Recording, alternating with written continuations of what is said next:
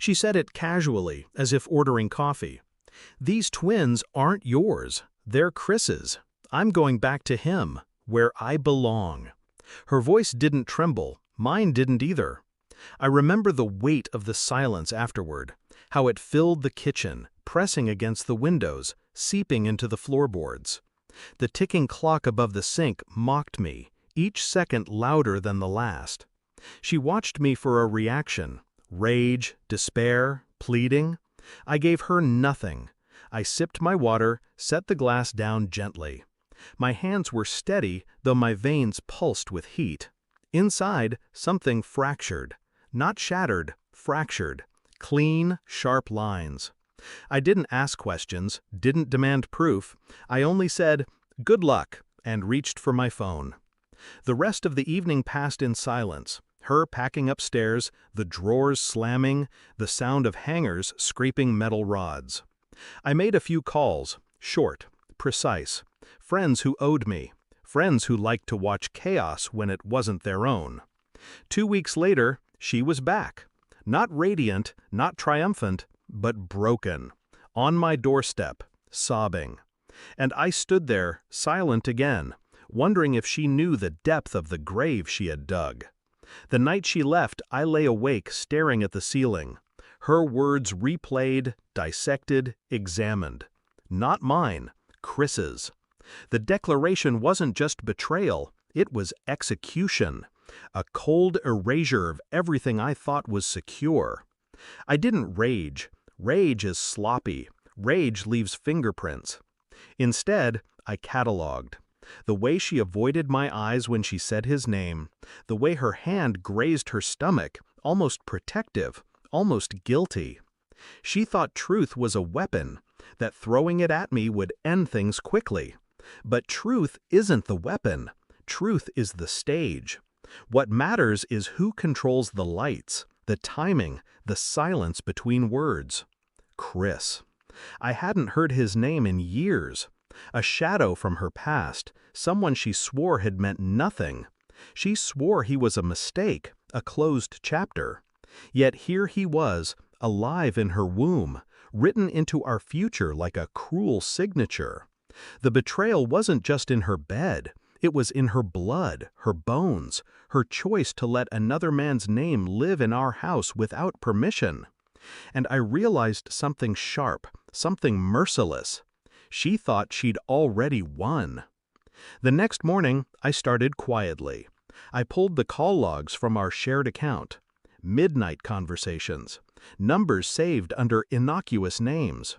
Chris was always hidden, but never gone. I checked credit card statements, hotel rooms an hour out of town, unexplained charges, little gifts I'd never seen. I didn't confront. Confrontation is mercy.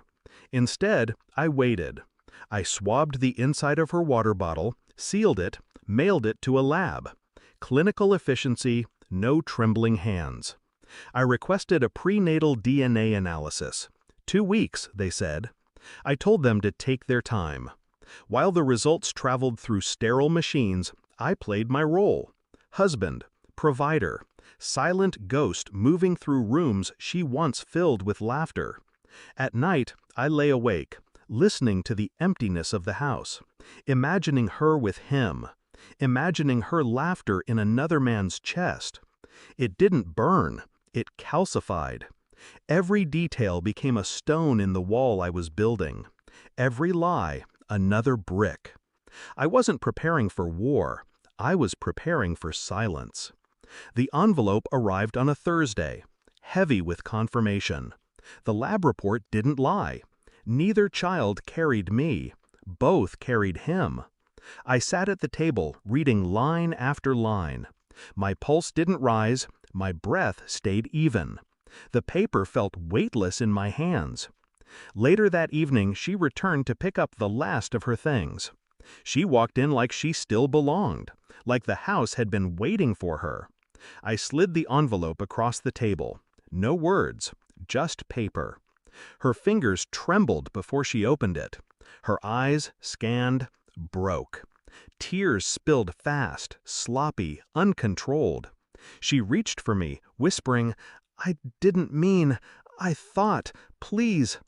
I watched her fall apart with the same stillness I had cultivated for weeks.